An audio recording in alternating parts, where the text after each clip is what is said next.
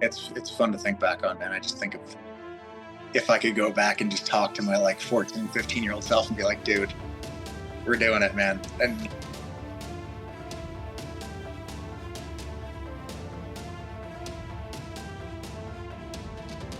Hey guys, thanks for tuning in to Switch Hitting with Fitzbits. We talked to Canadian-born UFC welterweight Mike Malott. He'll be fighting in a featured prelim bout this weekend on the pay-per-view show in Montreal. Enjoy. It's Canadian pay-per-view. It's a Canadian show, so they got to call Mike Malott. I mean, you seem like you're a guy who's pretty active on these shows. You've had a couple of main cards. You got a featured prelim this time around. What is that like to be able to fight on home turf? I mean, it seems like a pretty simple question, but do you still get the same thrill out of it now that you did the first couple of times? oh yeah, it's the best, man. I love fighting at home. I get to do what I love, and the cherry on top is I get to be, supported and warmly welcomed when I walk out there, and it's something that one day I'll look back on with a lot of, and I do with my previous fights, look back on with a lot of pride and happiness and just an added way to do what you love. Gotcha. So what is that pop like? I mean, I've been in buildings where guys have fought in their hometowns. I've got, situations like that. But a Canadian kid fighting on a Canadian card, in Toronto or in Edmonton or this weekend in Montreal, is that a special kind of noise that you hear as you come out of the locker room and they see you? Oh yeah, of course. When you're walking out and people are cheering, or when you get the big win and everyone's freaking out, or they're announcing your names and they're announcing your name and you're standing in the octagon ready to go. Yeah, it's a pretty special moment. Not quite the same as like in the Apex or someplace in like Tennessee or something that's bigger in Toronto or Montreal or whatever. Right. It seems like a pretty easy one. As far, I guess, the flip side of that, do you feel, and another easy question, do you feel added pressure? I mean, I know there's excitement, but do you feel added pressure to perform, to entertain? Is there anything different than it would be if it was, in Nevada or someplace like that because it's in Canada? No, I mean, I'm here for my career, right? I'm here to fight. I'm here to get the best, to have the best performances of my career. Those things help. They're nice little cherries on top, like I said, but it's not my focus, right? Like, if I were fighting at the Apex, it's not like I would be like, oh, well, I can have a crap performance because it's just at the Apex, like it's not in front of my fans. Like, it wouldn't matter if it was in the Apex or if it was in anywhere else. Gotcha. Now you've been doing this a long time. You're kind of one of the guys who, as Canada has grown up with this sport, you are at least the second generation, if not the first. What is the environment like for it up there? I mean, I'm from Niagara Falls, so I mean, I'm kind of the American side, so I'm not too far from where you're from, like around Hamilton and all that. But what's the, I know everybody says Canada, and the first thing that comes to their mind is hockey, and this time of year even more so. But what is the UFC climate like? Is it as nuts there as it is as it's always been, or have you noticed a giant upswing in the last several years? Yeah, no, it's a solid. Are you talking about for training, or are you talking about for fan base? Well, for all of it, for just the level of excitement, and also that was kind of the flip side of the question. Places you can train, the gyms that are available. How big is it up there now as opposed to what it was, when you got started like 10, 15 years ago? I mean, when I got started, like just being able to find a Brazilian Jiu-Jitsu black belt was like, oh my God, you can find this like guy that knows all the secrets, and like his guy's like a wizard, man. Like this guy knows everything. Like I have to find like my master, it's like, whereas now there's like, it's so much more accessible. So you go to every town and there's a couple of Brazilian Jiu-Jitsu black belts in just about every town. So yeah, it's a lot more accessible than it was when I first started. Yeah, the fan base is awesome, man. People love fighting up here. Canada's always been a huge fight country. We love fights. I mean, you look at our main sport, Sure. Hockey, right? Like what other sport? It's the two Canadian sports that allow fighting. It's hockey and it's lacrosse. You watch those two sports and the guys like scrapping. It's no big deal. You look at that happen in any other sport and people are like, okay, how do we control these, basketball players or football players or basketball, whatever. It's like, how do we control these guys? Like these guys are out of control. Whereas hockey, it's like, yeah, sometimes just a couple of guys got to sort some things out. And, Sure. So Canadians have kind of always been big into the fighting. Yeah, it's what like 2/3 of the people are in the building to see anyway. And it's certainly when the pop gets loudest is when you get a fight in a hockey game. Now, are you at the point now, or the other Canadian MMA guys, I know you're not like Austin Matthews, Connor McDavid level of, if you're walking through the mall in Hamilton or something, but, do people recognize you guys on any kind of level more so than maybe they did when you first got started or maybe even 5, 10 years ago? Oh yeah, more than before. I mean, I'm definitely not on the McDavid or Austin Matthews level or anything, but every once in a while, someone will kind of give me a double take and just like, hey man, are you? Do you fight by any chance? I'm like, yeah. Like, are you Mike Malott? Yeah, yeah. So every once in a while, I'll get a picture, and it's always feels nice, and puts a big smile on my face. And if my wife's with me, I give her a little nudge, and she's like, yeah, that's pretty cool. That's kind of like a rock star you get to hang out with. Nice. I mean, that's got to be for a kid who, and I read some background about you was in a household, I mean, full of athletes. Obviously, your brother has accomplished a ton, and your sister is doing some things. But in a house, I guess that was not real big on UFC. To get to this point now where people are saying, "Hey, wait a minute, I think I know you. I've seen you fight." That's a remarkable kind of turnaround from where you were, as a teenager, right? Yeah, it's a pretty big change. It's cool to think back on that journey sometimes. Like, damn, you were just some kid in Waterdown, Ontario, Canada, who just got obsessed with UFC and had absolutely no path to the UFC. You just like put the work in every day and did what you could and found places to do things and were obsessed and resourceful. And it's kind of like, when I think about that journey getting me to here, it's almost like refocusing and re-inspiring of like, hey man, like there are things in life where you don't know where the path always leads, or like, but like if you just follow the right things and keep doing the right things and focus on your process, which is something that we're really focused on in training camp, like good things happen over time, man. It's inevitable. Even a kid from outside of Hamilton, Ontario, can be on a pay-per-view show. I mean, that does. I mean, that's got to resonate with you when you do allow yourself a quiet moment just to think about that, right? It's fun to think back on, man. I just think of if I could go back and just talk to my like 14, 15-year-old self and be like, dude, we're doing it, man. And he'd probably be like, no way, how many belts do we have? Like, okay, just chill. Yeah. But, Small steps, everybody. Small steps. So I guess talk about, it's kind of a weird environment now with Americans and Canadians for obvious reasons that I won't even get into. But I know that the guy you're fighting this weekend, Radtke, has talked about the anthem, and during the tournament they booed the U.S. anthem and blah blah blah, and he said, well, somebody's going to have to pay for this.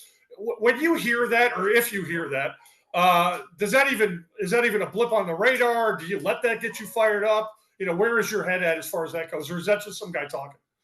No, I mean, of course I'm aware of it. I first off don't use social media anymore, so I didn't really know any of this stuff until yesterday.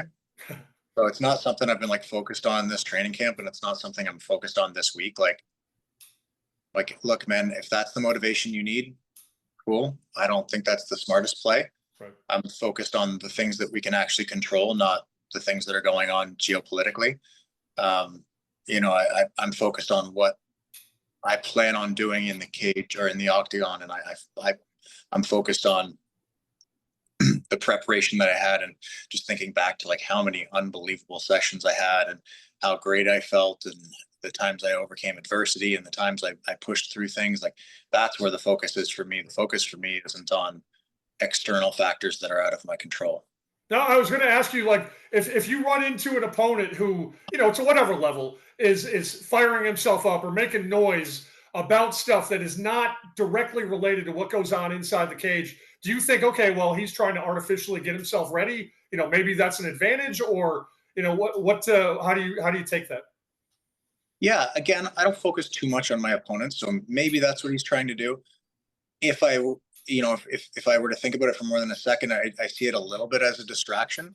There's so many things in this sport that you can focus on outside of what actually is going to happen in the octagon, right? There's, like, man, we want to make this kind of money. I want to have this kind of exposure. I want to be able to do this. I want sponsors, this, that, rankings, whatever. It's like there's so many things that you can focus on outside of what actually is going to happen in the octagon. But what's going to happen in the octagon is the only thing that matters. Everything else is a byproduct of that and is out of your control. It's like, I don't need to focus on that stuff. You only have so much energy, especially when we start getting, low in the calories and the weight starts coming down. It's like, dude, I'm not giving my focus to anything that I don't think serves me. I was going to say this isn't exactly a pleasant time of week, I would assume. Anyway, when you go into to a fight, I mean, sometimes you go into fights where you know it's going to be kind of a technical matchup, and it'll be a stand-up thing, or you kind of have an idea, I guess, of what these fights are going to look like in advance if it all kind of goes according to plan. When you get in with a guy who you know his style is violent, your style is violent, you're both looking for finishes, you both tend to have tended to get them. Is that a different mindset when you're going into that kind of a fight rather than if you were going into a fight that you thought was going to be more of a stand-up thing or whatever? Does the violent aspect of it play into your preparation or your thought process at all as you work your way towards Saturday? I mean, it may change a little bit how we approach the preparation, right? The things that we're looking for in the training camp. But at the end of the day, there's always things that are worrisome about an opponent, whether it's their technical aspects, their physical aggression, their strength, their relentless grappling, or they're moving forward. They create distance, and it's hard to close distance. There's always things that are obstacles. Everybody at this point is a really good fighter, so Sure. you're always going to have things that you need to be aware of. But that's where my focus is acknowledging, like, okay, this is what I'm in for. I've acknowledged it. I've prepared for it. I feel very well prepared for it. I brought in some solid training partners and already had multiple solid training partners to give me a look like that. So knowing that I'm prepared as well as I am, I'm like, there should be nothing but confidence going into the fight, and yeah, nothing but confidence right now. Now, you said before you don't spend a lot of time dwelling on your opponent. I've talked to some fighters who get to this point in the week and they want to distance themselves from what's coming on Saturday just to kind of block their mind out and relax a little bit. And then I have other guys I've talked to that do nothing but obsess. They watch videos. It's on their mind 24/7 from the time they step into the cage or in the ring. If I'm talking to a boxer, where are you? Like, what? I know this part of the week is challenging anyway for weight cut reasons. But where are you mentally? Are you, trying to distract yourself, or are you intensely focused on Saturday night? There are designated moments, right? So we have just like training sessions. I have times where we've trained a couple times while we're here. You get your sweat on, and like, okay, when I'm in there, I'm as dialed as possible. I'm in the fight. I'm doing what I'm going to do in the fight. I'm seeing problems that could arise, and I'm solving those problems. I'm addressing things that I think are likely to arise. I have my mental coach here with me as well, Danny Patterson. We're going through some of those mental exercises, but then also recognizing, like, hey man, you can spend however long you are awake. You can spend 16 hours running through this in your head and dwelling, like, if this happens and that happens, well, let me watch this interview. Let me watch some more film, whatever. I feel like after a certain point, you fatigue yourself with that. So I think it's important for me anyway. I know it is, to designate some time to focus on the physical aspect, to focus on the mental aspect. And then it's important to just recognize, hey man, today's Thursday, I'm going to have a great Thursday. We already did, even like these things here. I'm like, well, I'm just going to say what I plan on doing. Like, this is almost a bit of a focused session for me right now, where I'm like, no, this is what I plan on doing. I'm going to remain calm while I talk about it. I'm going to remain focused. I'm going to remain present. And I'm going to do the same thing on Saturday night. So, yeah, we're going to have some fun later today. We got a coaching little thing planned that I don't know what we're doing yet, but one of my coaches planned something for us to do. Distractions is a tough word. It's like, do you want to be distracted from it? It's like, not distracted as in I'm putting my energy into something else, but just like, I'm not dwelling on things that are, again, out of my control. I've done everything I possibly can. I know I've turned every stone. I know I'm as prepared as I can possibly be. So there's no point in sitting here for 16 hours a day and just dwelling on things, right? Gotcha. Now, you've both fought guys. You're both kind of, I guess, on the cusp of the top 15. You said before you were going to talk to your teenage version of you and talk about rankings and belts and all that. And both of you, you fought Magny and he fought Prates. And, so you're both right there. How big a night is this toward your objective of getting into the rankings, having a number next to your name? Do you think this is the fight that maybe gets you in there if it goes well enough? Or, how much does that factor in? Do you think about that much? No, that's not my focus. Like I said, I'm present. I'm focused on having the best career, our best performance of my career to date. Focused on having an excellent fight. And when I go out there and I do my thing, I pretty much always have an excellent fight. I pretty much always show that I'm a dangerous martial artist. I'm a dangerous fighter. I'm a dangerous athlete. I'm well-rounded. I'm skilled everywhere. I'm ready no matter where the fight goes. So I'm focused on that, and anything else that happens, again, outside the fight, after the fight, Gotcha. that's for May 11th. Gotcha. Now, without divulging or asking for any state secrets here, but I'm sure you visualize the fight. Yeah. Now, if this goes the way that you want it to go, kind of give me a hint at what it looks like. What do you think? How do you think it happens? How do you think it ends? If things are going well, how are we going to know it's your night? By just seeing that. Nice. Nothing else matters. Just as long as we see two arms in the air, everything that came before it is good. Yeah. When I don't force finishes, they often come to me anyway. So no need to force anything. Yeah, just go out there and do my thing. Now, I'm curious. I guess the last one. Your brother playing for the Kings, and your sister, I understand, is a synchronized skater. If I read that right, has the family, have the parents, has whoever else, have they signed off on this UFC thing yet, or do you still have to prove a few things before they'll say, you know what, we're okay? No, they're pretty supportive. Everybody's going to be there, revving you up on Saturday night.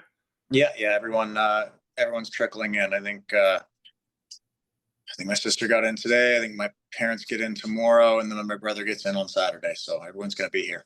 Excellent. Well, it sounds like a good celebration afterwards then. Mike, listen, I appreciate your time. Thanks for doing this. Good luck with the rest of them, and good luck on Saturday night. Thank you, sir. Appreciate it. All right.